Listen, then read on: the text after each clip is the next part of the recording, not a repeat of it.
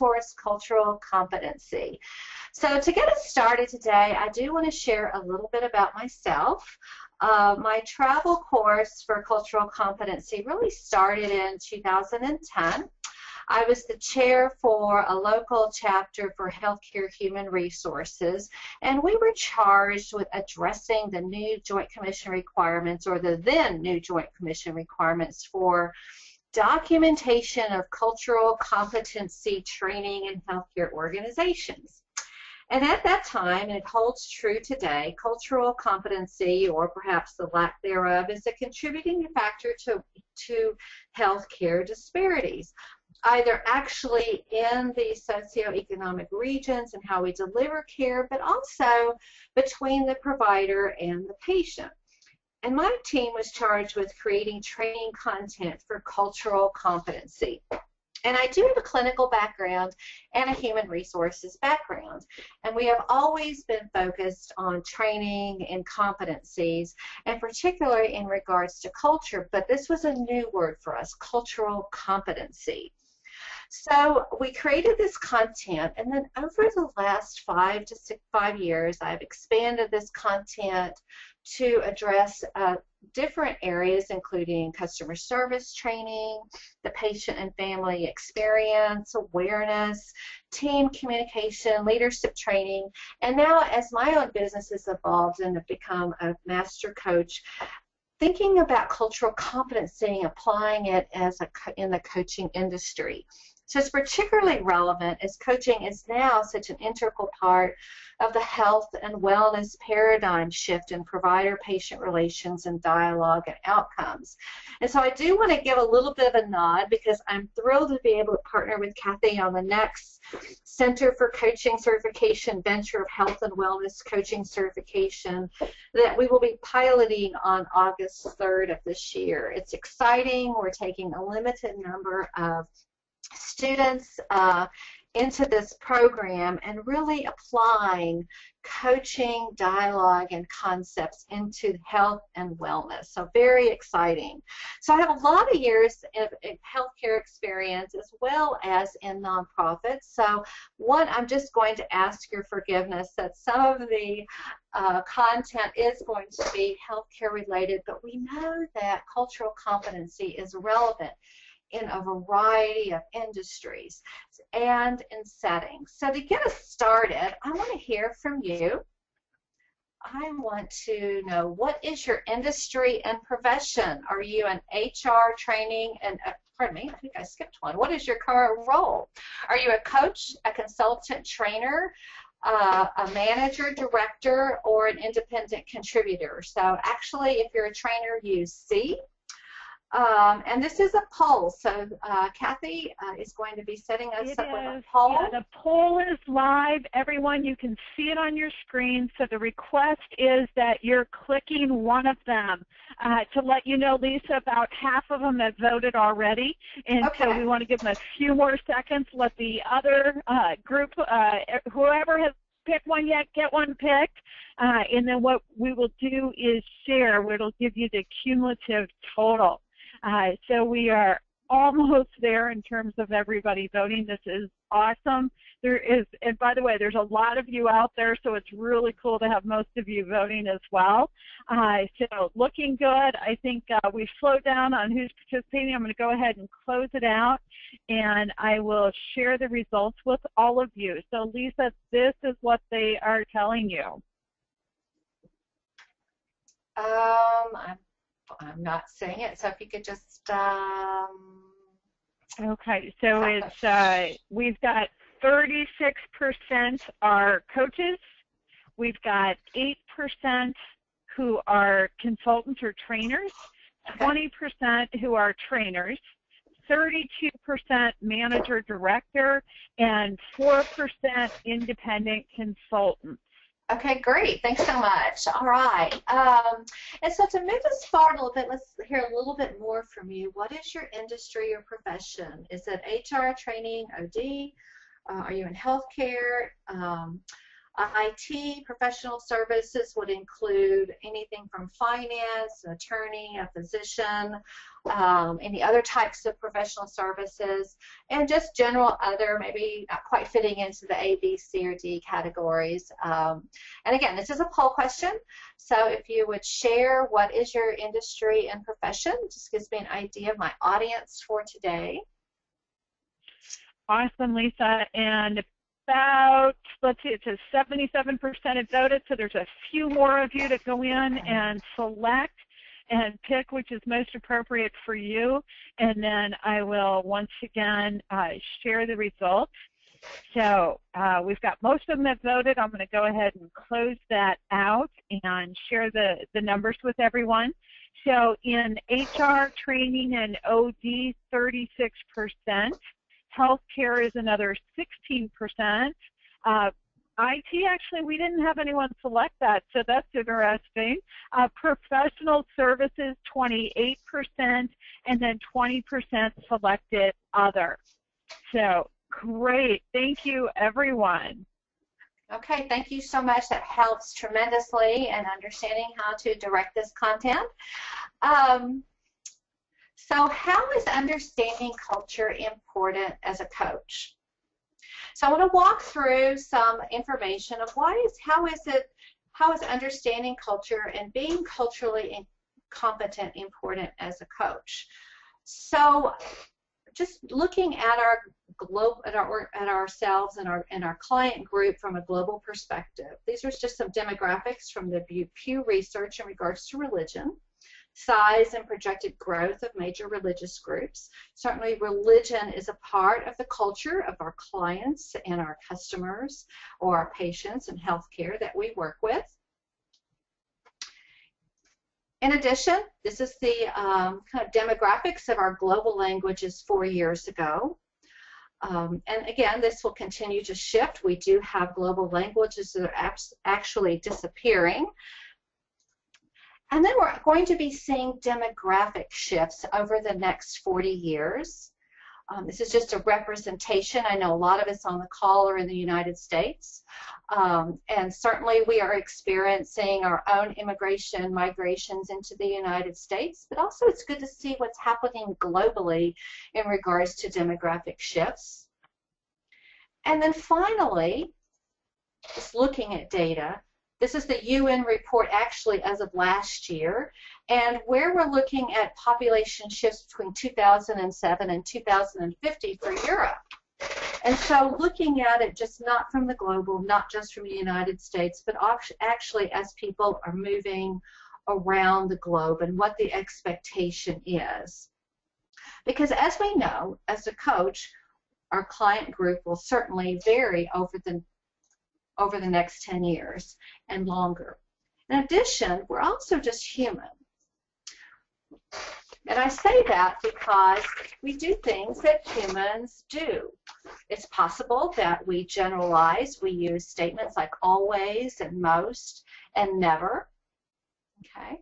Just thinking about even when I was cycling this morning, and I'm cycling along the bayou here in Houston, and here in Houston we have over 50 cultures represented in this particular area, and trying to think about cultures from a lot of different perspectives, and certainly quieting our voice that wants to say always, most, and nevers in regards to cultures.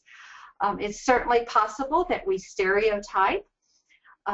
Stereotyping widely held but fixed and oversimplified images of others or ideas of a person or a thing that gets into our mind and clutters our mind. It's certainly possible that we have biases, that we really have prejudices in favor of or against one thing. Maybe a group is compared with another group, usually in a way that's considered to be unfair. We do have biases. And then we practice groupthink. We go with the herd. We have practices of thinking or making decisions as a group in a way that discourages creativity or maybe individual responsibility. It's very possible as a human we may practice ethnocentric or ethnocentricities. We evaluate other peoples and cultures according to the standards of our own culture.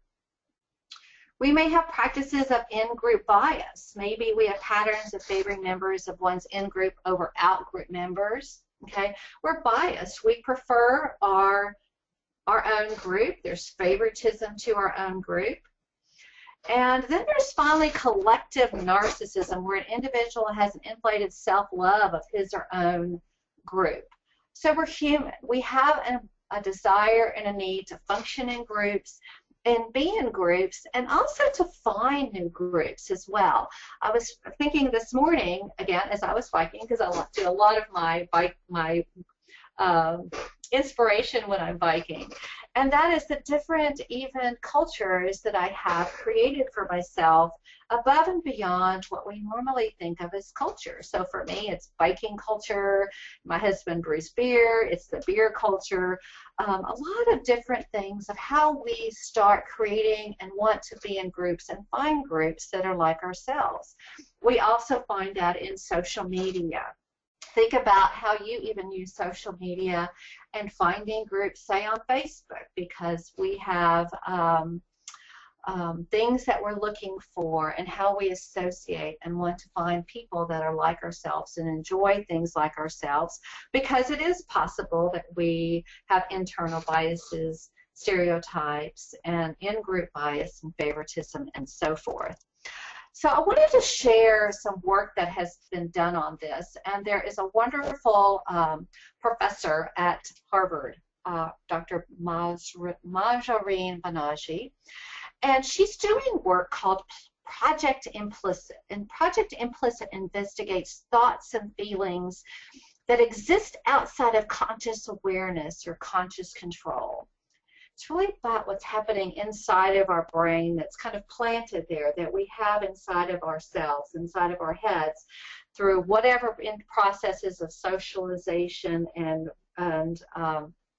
so forth. And so what she says is if we are aware of our biases, we can correct them, as when driving a car that drifts to the right, we steer left to go where we intend. And I love to think about that as we gain awareness, and we do this in coaching of creating awareness in our client, but also in maybe our own self-coaching of creating awareness, that we're aware of our biases. And like driving a car, we might shift to the right, but we kind of go, oops, let me get back on track. We steer left to go back where we intend to go. And in this case, is to be culturally competent and develop cultural competence as a way of life. So again, as a coach, the ICF has 11 core competencies, and where I think when I review these core competencies and thinking about where does cultural competency play, you know, what is it and how is it going to help me be successful as a coach, for you on the call that are consultants and managers and directors, independent contributors, how is it going to help me be successful? And relationship building, but in particular for today, because this is a part of the Center for Coaching certification content and many workshops, applying these to the core competencies of active listening and powerful questioning and being present with that client and being able to shut off the biases and stereotypes that we have as part of being human, so that we can be the most effective coach possible in being able to set that foundation, co-create the relationship, communicate effectively, and facilitate learning and results, because we have expanded our awareness and we are adapting and we're comfortable, and we're beginning to be even more comfortable with the many cultures around us and that surround us and that are actually part of our lives. So let's begin our road back to cultural competency. So there's this alphabet of culture. There's cultural awareness, cultural competence, cultural diversity, cultural enrichment, cultural humility, sensitivity, reciprocity, pluralism, inclusion, and I'm pretty sure I have left a few out. I actually, Kathy, added one more in today that I'm going to close with, because there are so many elements to culture. And but today we're going to be really focusing on this roadmap to competence. And how do we get there, and what are the elements of competence? But we have to know where we're going, is kind of see a little bit about where we have been with culture. So we think about the definition of culture. It is the shared values, traditions, norms, customs, arts, history, folklore, and institutions of a group of people. So for me, my background is I am primarily Czech. I have a little bit of German in me somewhere in there. And I'm very fortunate because I have a good history of where my ancestors have come from. I have folklore, and certainly for whatever that culture is that you may have, you have your own shared values, traditions, norms, customs, arts, history, folklore, and institutions of your own background or of the groups that you have been a member of. And this is important, and normally this is a very interactive session. I love to hear from you guys, but we have a lot of folks on the call today. So just take a moment and just think about what are some of your own values, traditions, norms, customs, art, history, folklore that defines you and your own culture. Just some thoughts to think about before we move on, because we have a lot of content today, but just thinking briefly about what culture is. And then the elements of culture that are visible and invisible. And I love this schematic. It's used very widely in other culture as people talk about culture, and thinking about those signs of visible culture that also include communication styles, attitudes toward conflict, approaches to completing a task, decision making, attitudes toward sharing, and approaches to knowing. And so I'm going to put this in the context of healthcare for just a moment. So we think about the diversity and the differences in cultural styles of communication styles may actually vary between cultural groups. There is information and research on attitudes toward conflict, whereas, and some of it's a little more east and west, some of it is certainly related to cultural groups in regards to conflict styles that are more collaborative versus conflict styles that are a little more directive, communication styles that are demonstrative versus more muted, that are expressive or relaxed. Visible cultural differences in regards to decision making, maybe attitudes towards sharing, how we know information and how we gather that information. But then there's also these invisible culture, pardon me, I had to swallow here, beliefs, values, perceptions, expectations, attitudes, and again, going back to assumptions and biases. So for today, thinking about how we look at culture, those beliefs, those values, and those perceptions. What are those visible, and then what do we just not see that are absolutely there? And culture can vary. It varies on geography, language, food, our living space, our socialization, how we're socialized, but it also changes with time. It changes with marriage and technology, and also with generational shifts. We see this certainly as we have immigration to the United States, and the first generations that are born here are certainly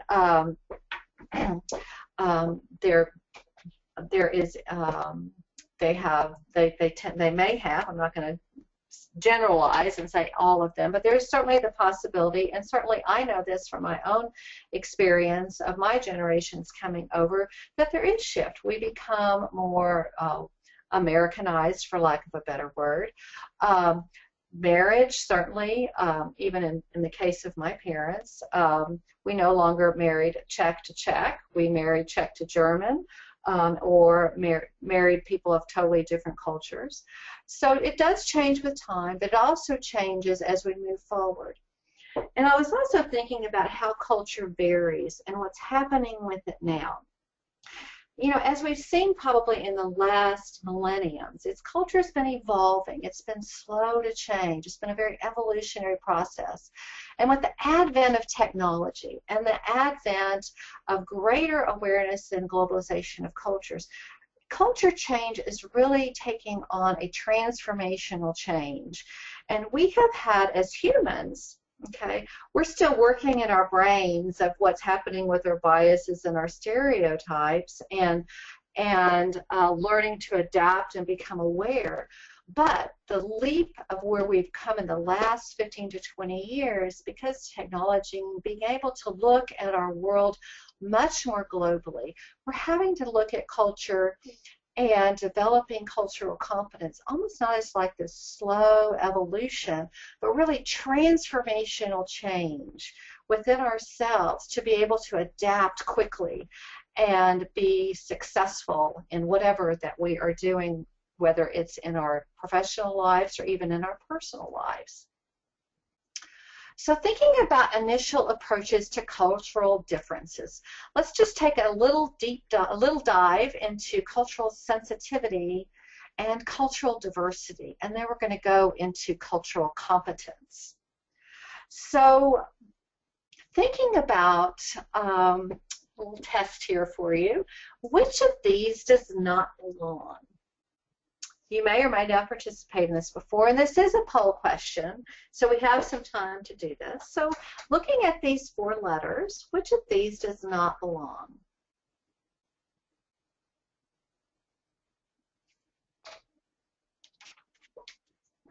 And So Lisa, I've got the poll live up on the screen so far. Let's see, about a third of them have voted. We're going a little bit slower and picking on this one. I've got one person typing in the question panel, maybe the device they're on. So if you just click on your screen, everyone, whichever one you think, about 3/4 have voted thus far. Okay, we're getting up over 80%. So Lisa, what I'm going to do is go ahead and close this out and share the results. Okay. And what we are seeing, you have got 21% pick the letter P, 54% pick the letter C, and 25% said either all belong or none belong. So all right. Well, yes, thank you.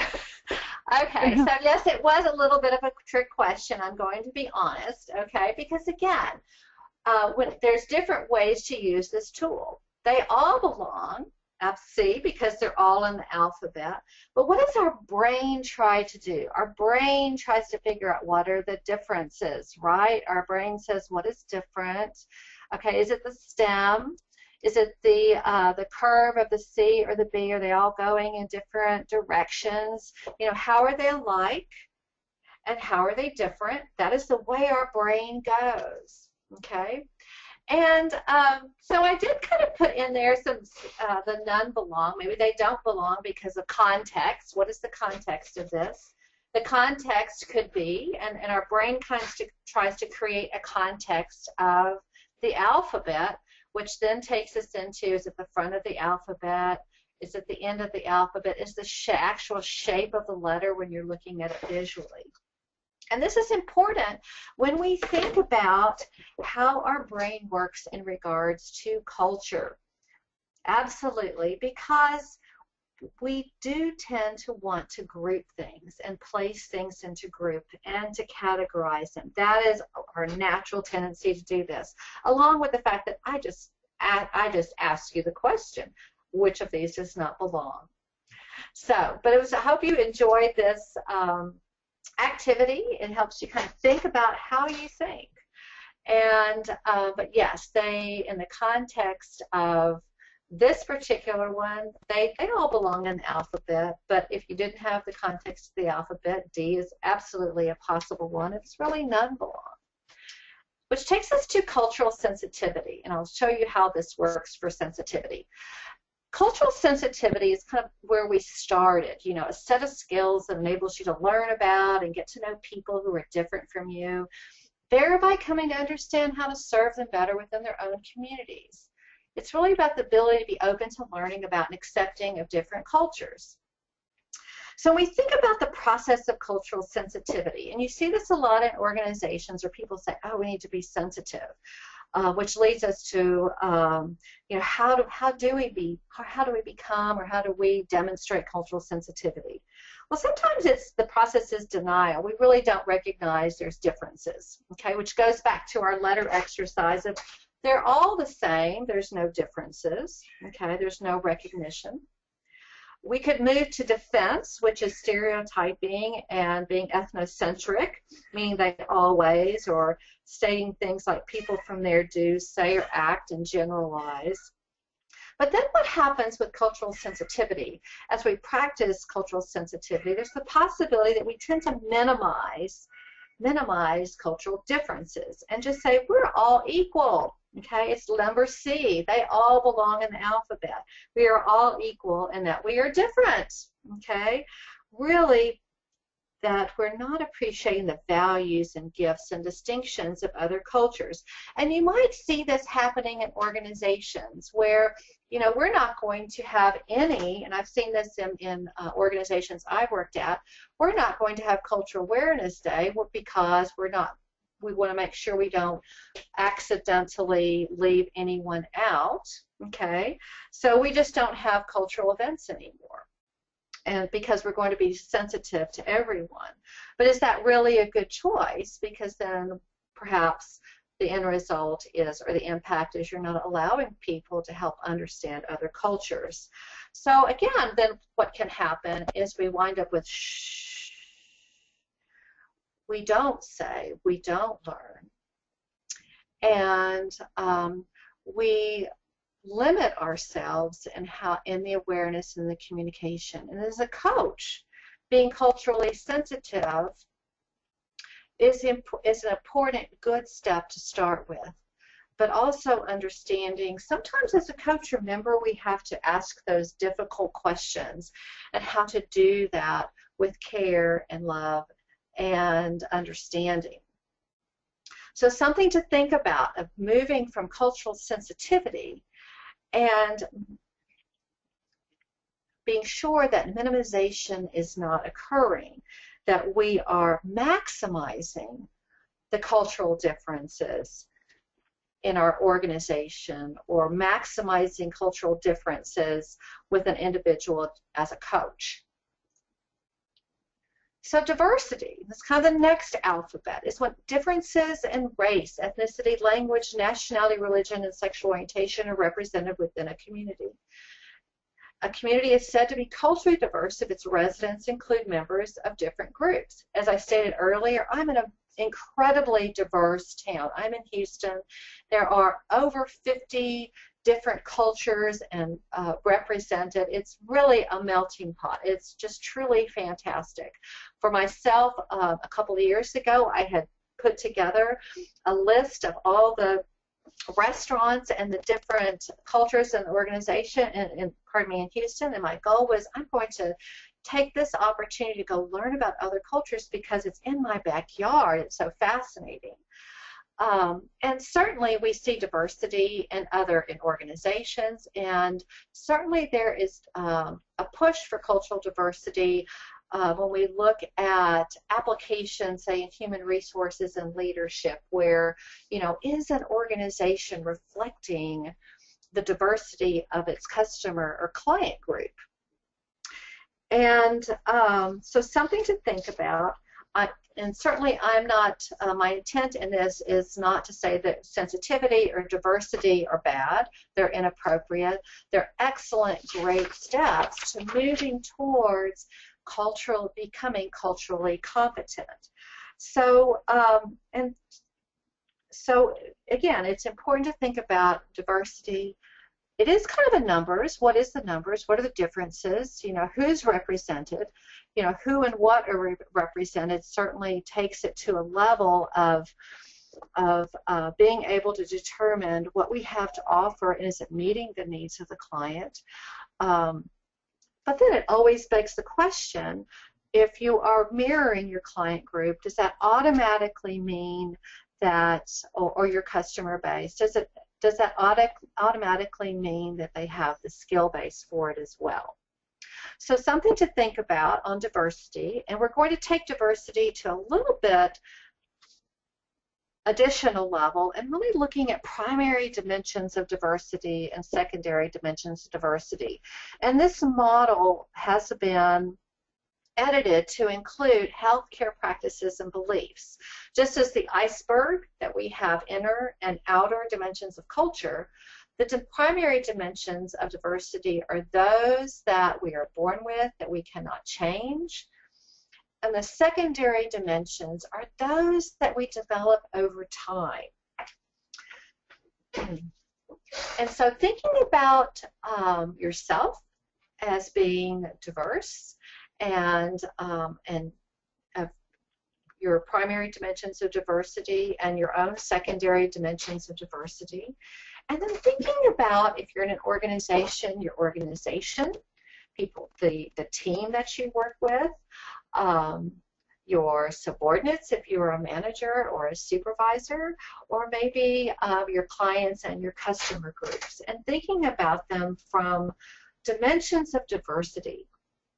And those that, in particular, healthcare practices, for us, healthcare practices and belief, because that is my background, and the impact of that with how we deliver our services or our business, the impact of that. So other cultural differences influencing, for today's session, the coach and the client relationship certainly can be biological variation, the space, meaning space of physical space, and as well as how we utilize space with our client. I know for coaching, and I know much of the coaching that Kathy does is telephonic, but also there is a space that you have even as we speak today, virtually, what that space is. Socialization, health beliefs, spiritual beliefs, gender roles, and the niche-specific contents and expertise. And certainly, as I think about niche-specific concepts and expertise, you know, we may have gravitated to our own expertise, our industry, because of our culture, our background, our diversity. So certainly we may have created our own niches based on our cultural diversity and our own cultural preferences. So now let's go and think about this for just a moment. Is it enough to be culturally sensitive and culturally diverse? So this is an internal thought question for a moment. Is it enough to practice cultural sensitivity and think, be, practice, demonstrate cultural diversity? Is it enough? So the premise of this today is, no, it's not enough, but that is my premise. You may feel we're in your space, it is enough for today, but I'm going to make an assumption. If you're on this call, you want to learn about cultural competency. So let's go for the next 30 minutes on to cultural competency. And so this is how I see our travels on cultural competency and how we can be as individuals, of culturally unaware, becoming culturally aware, becoming culturally sensitive, becoming culturally diverse, culturally competent, and I'm going to close with cultural humility, and finally another culture alphabet that you will learn at the end of this session. So cultural competence, this became important because of healthcare disparities. And how do we address healthcare disparities? And so the National Center for Cultural Competence in Georgetown University says that cultural competence is the integration and transformation of knowledge about individuals and groups of people into specific standards, policies, practices, and attitudes, giving one the capacity to function within other cultural contexts to increase the quality of services. That is a long sentence, okay? But it's really about how do we deliver services and that is appropriate, that is that we can impart knowledge, that we can share knowledge with organizational, and if you can be your own organization, if you are a coach and have a small business, you are still an organization with specific standards, policies, practices, and attitudes. And being able to function within the context of different cultures to increase the quality of services. So this is a quality initiative. But taking a step back and thinking about, what does it mean to be competent, culturally competent? Well, it's being able to function in a certain way and being able to use and adapt attitudes and behaviors to apply things learned to appropriate situations. It is being fluid, it's being adaptable. But competence indicates it can be improved as one deals with a particular situation more often. And so when I think about competence, I also think about, I'm just even thinking about my own coaching competence. Learning, Kathy's coaching techniques and applying them and adapting them and improving on them until I feel somewhat, I'm not at a master level yet. I have a certification, but master level requiring minimal prompting or guidance, in which there's this ongoing learning of mastering the adapting and the attitude and the behavior and being able to apply it. And thinking about going from, if you are using this model in your workforce, of moving from maybe a novice level to a master level and increasing your level of expertise. With the competence really being able to be fluid and improving and dealing with a certain particular situation. It means having the capacity to function effectively in cross-cultural situations. And so thinking about, what are those cross-cultural situations that I come into play with every single day? For me, it's been 4 hours into this and into my day, 5 hours actually. And, I have actually, and I keep going back to my my bike ride this morning, but it is a cultural adventure to go on my walk, on my ride, because I see people that appear to be of all nationalities and groups. They are walking, they are riding their bicycles, they are on the bike trail with their headphones and their jump ropes. And thinking about, how do I, when I'm meeting and greeting, and some are meeting and greeting me back. Some, I think, are probably in the world like I am, and they're using this time to meditate. And it's important for me to feel like that, not to be sensitive that because maybe they're not responding back, because maybe they're in their moment. They're in their moment of how they want to utilize their exercise time. And so how can I function effectively in cross-cultural situations? You may have them when you're in the grocery store. You may have them at work. We have them more and more and more, certainly depending on your geographic region, what your demographics are as well. But then we're global. We're on this call, and it's very possible we have many cultures represented on this call today. So components of individual cultural competency. So I'm going to take a coaching perspective on this. There's 5 components to cultural competency. And so the first is an open attitude, thinking about questions to ask yourself. How am I open? What do I do or say that demonstrates I have an open attitude? And the final question is, how do I feel when I have a prospective client of a different cultural background? Or what am I thinking? What is my first impression? How do I feel when I have a prospective client of a different cultural background? So I'm using coaching. This is important, but again, we have a variety of professions and roles on the call. There's some things to think about. How am I open? Maybe how am I open with my staff? What can I do, or what do I do or say that demonstrates I have an open attitude? Okay. Do I have a script? Do I, do I do manager walk-arounds? Do I have an open door policy? Do I have one-on-ones? How do I demonstrate I have an open attitude? And how do I feel when I have a prospective, maybe team member or a colleague, of a different cultural background. Okay? Just some things to think about for today. So next is self-awareness.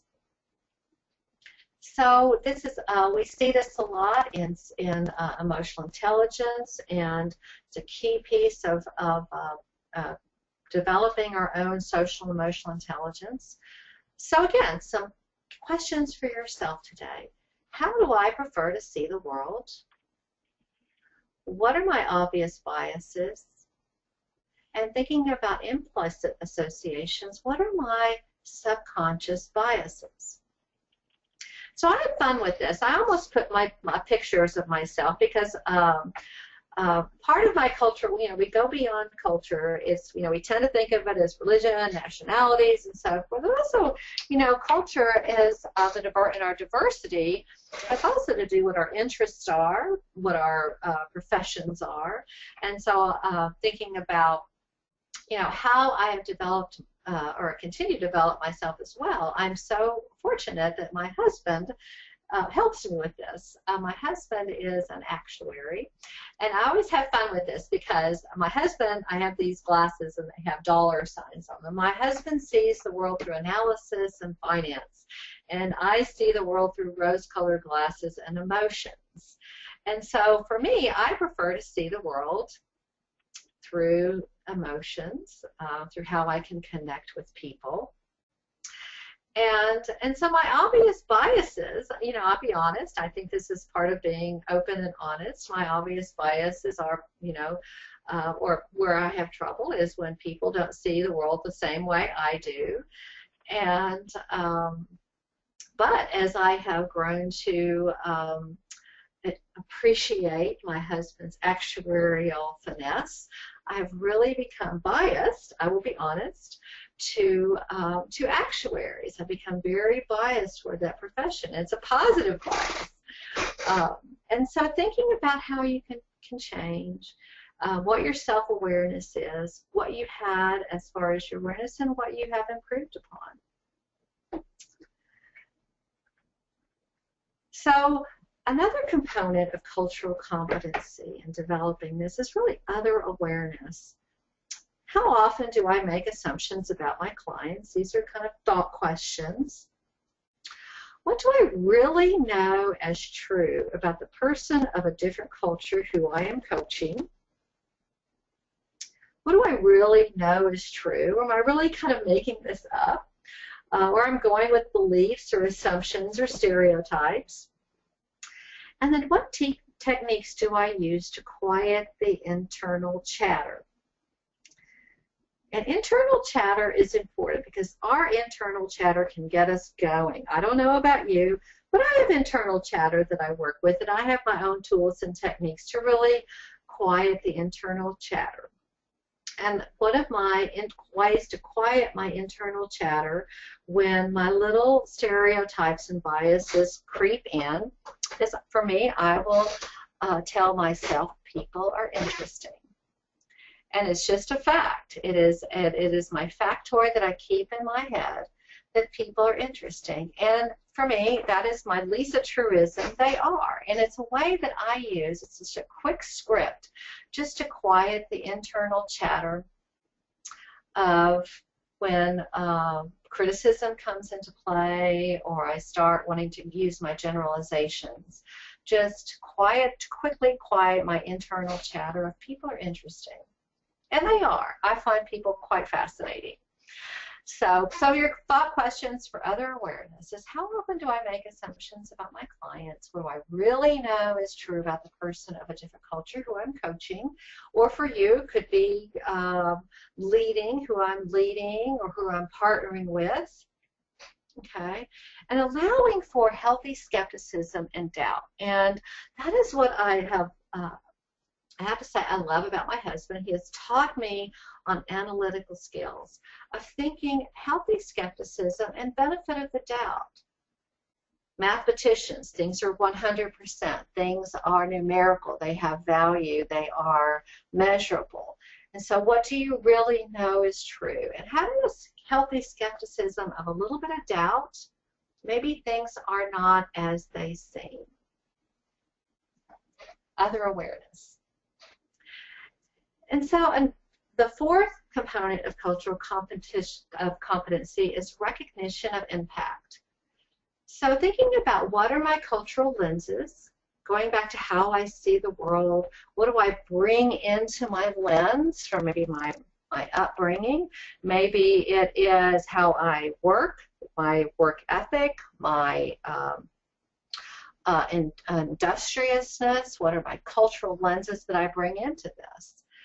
And how do my lenses impact my coaching role and competencies? Okay.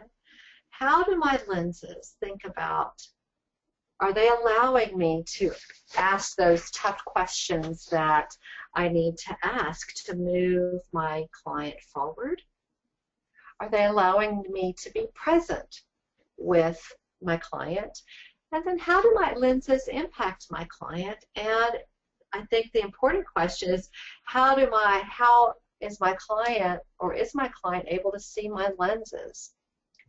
And the reality is, we really don't want our client to see our own lenses. We want to be where they're at. We want to be in the moment with them. And it's real about understanding and breaking through their lens and understanding their world and where they are coming from. And then finally, commitment to learn. Who are my target populations? What about them do I know well? And what do I have limited knowledge of? So it's about this kind of skills gap. And certainly our target populations may change. They may evolve.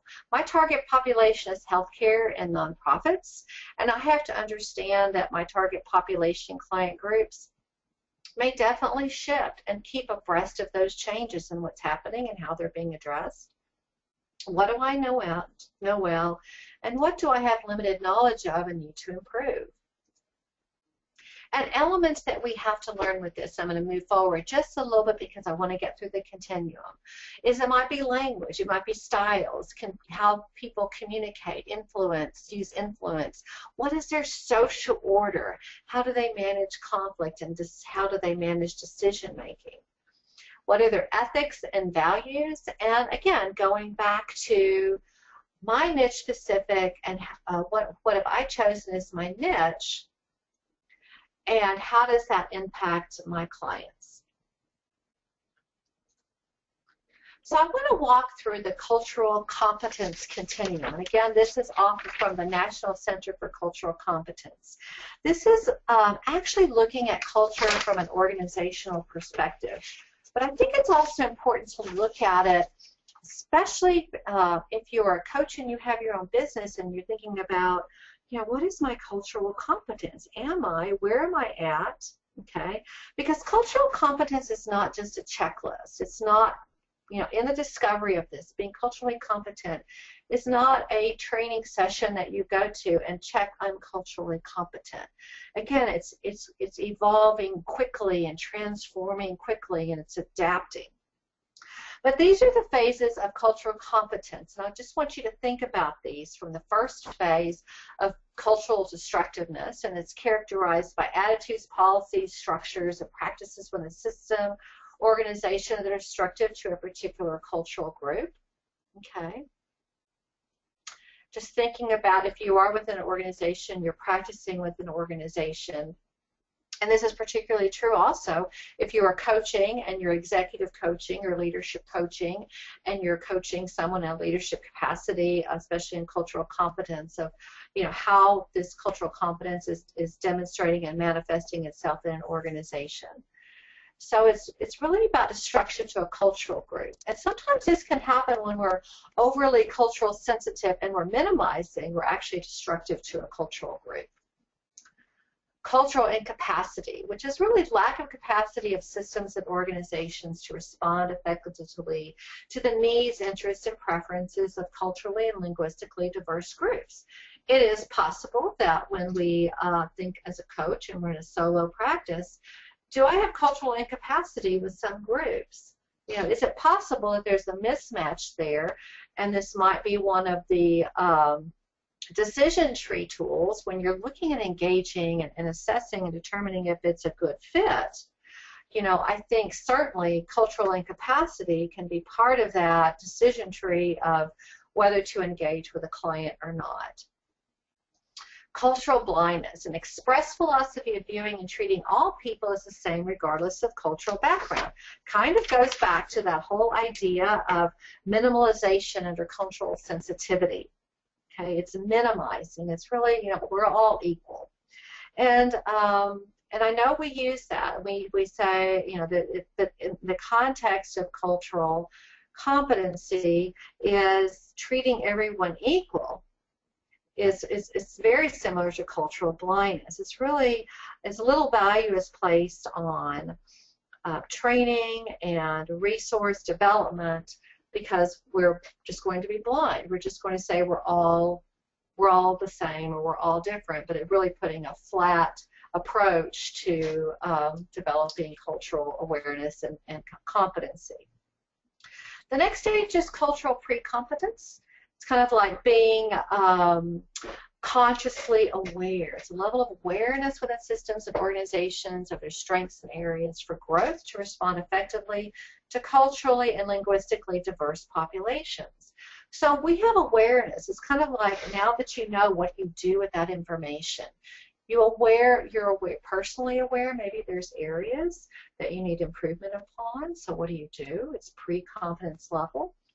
You begin to respond. You be able to create your own tools, your own personal tools to work with clients that are different than you, or within an organization, building in systems into the organization for growth and to respond to diverse populations, whether it's your internal population or your external population of clients and customers, and demonstrating acceptance and respect for cultural differences and adapting. This is true cultural competence. It's really demonstrating acceptance and respect for cultural differences. And proficiency, where its culture is in high esteem, and it's used as the foundation to guide all endeavors. It's really embraced. It is held in high esteem. Rather than we're going to be blind to it, we're going to hold it in esteem and use it as a foundation. So thinking about cultural competency of being this journey that you're on. And so thinking about it from a coaching perspective, coach-client relationship. So, you know, as my husband says, Lisa, you're all about food, so I do put things in food context. So we have our culture ties. We have what we're bringing to the table, and these are just a few of the pieces of culture, the family our own family structure, our own socialization, our own physical traits, how we talk, how we share, what we look like, our language, our health beliefs. And then with our clients. And the idea being that we move in and we lean into our client so that we have a coaching alliance and we have reciprocity. And we have created this environment that our client is open and honest and in sharing, and we bring and we learn from our client just as much as our own coaching dialogue, our questions, our process. So we have about 10 minutes, and I'm going to close this out with the most recent work, and that is on cultural humility. And this one particularly spoke to me because, again, I'm a heart person, but it really spoke to me thinking about how do we approach culture. And now we can take it from a humility standpoint. Humility does not mean you think less of yourself. It means you think of yourself less. And this has been attributed to a number of writers and authors and thought leaders. But thinking about, wow, how does that apply to humility? So there was some work by Turbalon and Garcia of thinking about how do we work with people that are different from a healthcare perspective? How do we communicate? How do we help them become successful in their health and wellness practices? And cultural humility, their definition, is the lifelong commitment to self-evaluation and self-critique and developing beneficial and non-paternalistic relationships. So again, I'm looking at this as from a healthcare perspective because there is this patient-provider relationship coach-client relationship, and they're very close because, as I stated earlier, coaching is beginning to be used much more in the healthcare arena. So the tenets of cultural humility is that each of us is a unique intersection of various aspects of culture. There are variations within cultures that are not seen, going back to the primary and second dimensions of culture, as adversity as well as the iceberg. It's impossible to learn all cultures, and I love that. You know, sometimes I think we stress ourselves so much that we have to be all things to all people. But the humility of it is it's really impossible to learn all cultures. Knowledge of cultures does not create mastery because cultures are ever evolving and changing. There's perceived mastery can lead to stereotypes, so we may not become the master. We cannot know everything, but we can become familiar, and dominance and power negatively impacts cultural competence. So where is that power position? And this is seen a lot in healthcare, that the physician is seen as the powerful other. The nurse can be seen as the powerful other. What we don't want as coaches, what we want to be is the coaching alliance, that we are the collaborator. So in cultural competence as compared to humility, competence allows us to respond with respect, requires practice skills, policy standards, and training, attitudes of applied learning, as opposed to cultural humility is the interactive person-focused dialogue, client-focused dialogue, patient-focused dialogue. It requires self-awareness and just an attitude of ongoing learning and being okay with making mistakes, realizing that maybe our assumptions were not correct, maybe what we saw is not correct, and apologizing. So I apologized at the beginning of the session that perhaps there, just things may happen, things may be said that maybe have been taken differently. So apologizing and being able to say this is ongoing learning and being ready to learn and having this attitude of ongoing learning. So almost thinking about cultural humility as how we approach it, how we approach developing cultural competency, and the values of openness, appreciation, acceptance, and flexibility. So how does it work? We remove assumptions, we suspend judgment, we quiet that chatter that can go on.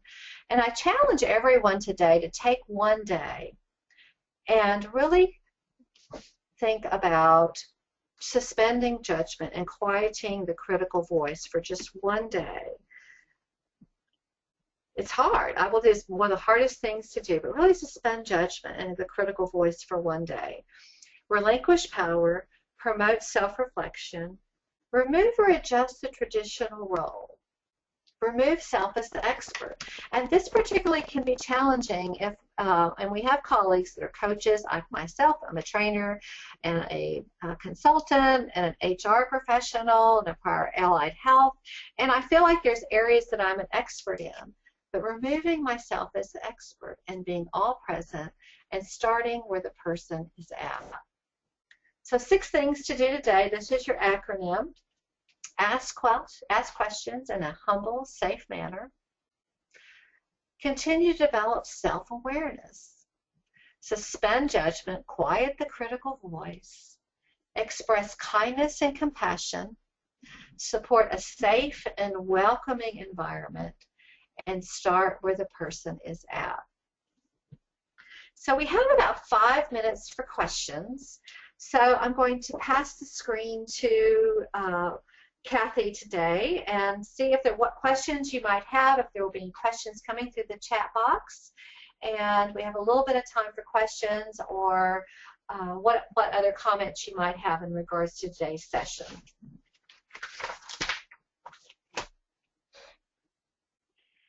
So option Congratulations, everyone, for asking questions. You can do this a couple of ways. One is you can type it into the question panel, and I can share whatever you put there with Lisa right away. And your alternative, some of you who are brave enough, are welcome to raise your hand if you want to, and I can unmute you individually so that you can come on live and ask Lisa your question. So let's find out more about what you want to know. So Lisa, in the meantime, definitely want to share with you, thank you so much. Fabulous presentation. I am actually getting all kinds of input in the question panel, people saying thank you and how much they appreciate it, etc. And to let all of you know, Lisa does have a tool that is available to you. So Lisa, yeah, I can send that out as an email. So that will be going out to people. We can do it as an attachment along with a link to today's recording. By the way, I got to share some of these comments. These are just awesome coming in. So we've got one, and this is, Helene, thank you so much. This is a great one. She said, wow, great webinar, Lisa. I'm from Korea, Africa, Europe, and now here, and she's in the United States. She said, you've done an excellent job of raising awareness and things to practice. So what a great testimonial. That is awesome. Lots of additional thank yous, people talking about the fascinating competencies, etc. So here's a question. What books or resources do you recommend in terms of learning more? So Lisa, what do you want to share with that? Oh, wow. Books right off the bat, I'm just drawing a blank. But there's two sites I would go to. I would go to the site that I referenced, the National Center for Cultural Competency and Awareness, I think. And then also Stanford, if you have not gone out to is doing some great work. I would just do a Google search on the greater good. And they are doing some really quite fabulous work on, it originally had to do, the original work was on compassion and empathy, but it lends itself to applying empathy and compassion into cultural competency. They've got a lot of great little tests you can take and inventory. So my first reaction is I just love Stanford and what they're doing at the greater, or Berkeley, I think Stanford or Berkeley, but query the greater good. And they are doing a lot of great work out there because what they're working with is really tools to help you become culturally competent. And it has not that much to do with learning the language or learning, specifics for a particular national origin, but it's more about communicating across culture and emotional intelligence. Awesome. And Lisa, I've got lots more questions here, so I'm going to keep going. The test you showed, is it one that you developed, and are other people allowed to use it? The test, you mean if you're talking about the Continuum, absolutely, it's on the public domain, so from the national, let me look at it. That's the Continuum is public domain, and then you've got the self-assessment tool as well. Oh, the self-assessment is, I created that as part of this process, so certainly, feel free to utilize it and share it. It's share and care. So we're going to, just as long as we cite Lisa on that, give her credit where credit's due. That's awesome. Thank you, Lisa. Another question. How can we coach clients who are unaware of their own cultural bias? Oh, I was actually thinking about that myself, that we could actually do a whole nother session on another session on that. It's I think the exploration of the bias, and maybe that the tool might be helpful actually with that. If you need an inventory, it might be a good tool to use. I actually have one for leadership. It's a similar tool for cultural competency. So I think maybe a good step is maybe to if you have something in your toolbox that's close to this inventory, or I can send you this other one that's more just an inventory for how you assess your own cultural competency level, I think that might be a good way to think about that. So that might be a good stepping stone in that. And awesome. A lot in questions. So if that's the nutshell version. Okay, great. And then the other questions that I'm getting, I've got someone, what if you have clients experiencing cultural conflict with each other? And in conjunction with that, and actually two of the other questions, they're asking about your recommendations in terms of what questions to ask. All right, so I think this was two parts. One was, what do you do when you have clients that are demonstrating cultural clashes and differences? Is that correct? And then the second is what questions? Yeah, with each other, cultural conflict with each other. I think there's some exercises that I would recommend sitting down and doing, and I would tend to not create it as I go because I need to be in the context of that. But looking to see, again, going alikes and differences and appreciations versus. So I think that would absolutely require more than I could probably share at this very moment. But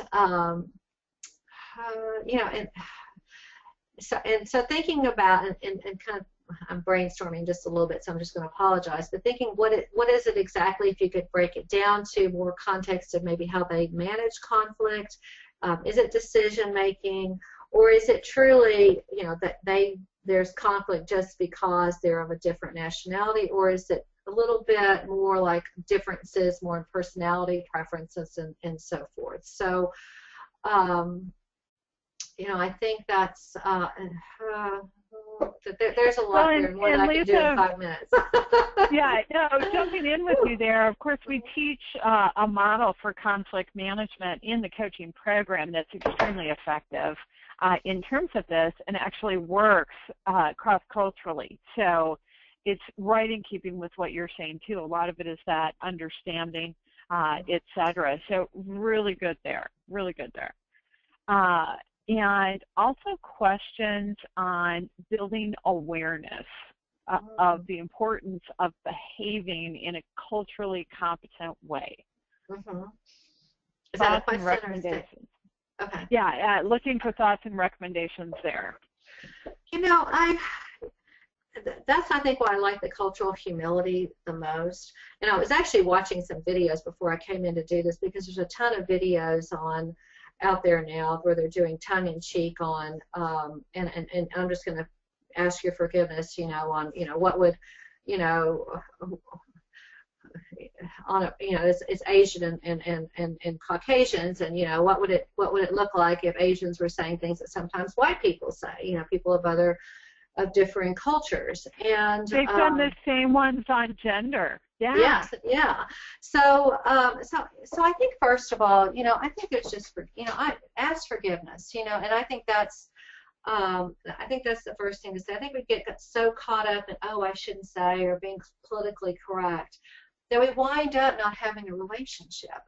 And so, I think, first of all, sincere, I'm going to ask something, and, or I'm going to approach something, and and if it's, just let me know. If it, the last thing I want to do is hurt your feelings or whatever. But I think, first of all, it's just, approach it with humility and be humble, and ask forgiveness and learn from it. And I think if without trying and doing, and we're working in a cultural environment, and watch, what's appropriate, what's not appropriate, and But I think the other is just take some time, and it's certainly, okay to say, I want to ask you something, and it's for my own learning, it's for my own awareness, and learn from that perspective. And because I think fear is what really prevents us from fear of hurting other people's feelings, or fear of being inappropriate, or fear is powerful in not helping us communicate and relate to each other. And most people, they'll just, a lot of what we say is, they're going to laugh and say, no, that's like so not true, but I think people appreciate you learning about them. And I think that holds true whether it's learning about them from a culture perspective or a language perspective. And so, like I say, people are interesting, and people love for you to learn about them. So I would take it from that perspective. I don't want to just learn about you as a culture. I want to learn about you. Excellent, excellent. And Lisa, you're getting lots of confirmation of that in the question panel as well. So I do want to respect Lisa's time. Thank you so much, Lisa. Fabulous, fabulous presentation. Lots of people sharing how great it was. They really enjoyed it and appreciated it. So thank you so much. For those of you that did register, we will email you. We'll send out Lisa's self-assessment tool that she's got and is happy to share with you, and of course give you a link to the recording on the YouTube. So thank you, Lisa, and thank you, everyone. Thank you. Thanks, everyone. And yeah, no, Lisa, go ahead, jump in with your last comment there. Okay, just a reminder that if you thought this was interesting content, we're going to take a deeper dive with cultural competency, where we do our healthcare coaching and health and wellness coaching certification class in August. We are so excited to be able to offer this, and just contact Kathy for more information about the class. Awesome, awesome. Thank you, Lisa. Great work. And looking forward to staying in touch with everyone. So thank you.